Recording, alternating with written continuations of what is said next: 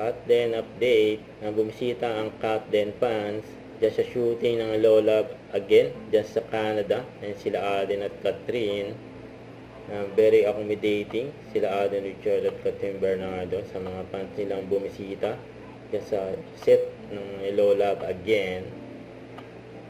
And nagkatrabaho na si Joy dyan sa Canada, mukhang sinamahan ni Ethan.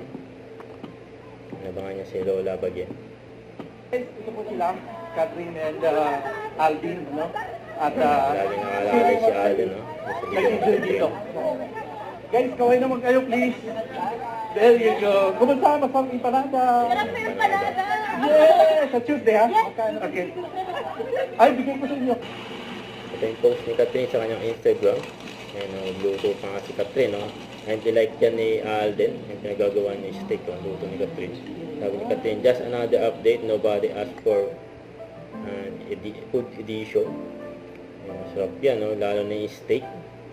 Yung pinagagawa niya, siyempre. Yun po, nakakagutom, no? Yan, food is life, ang Catherine.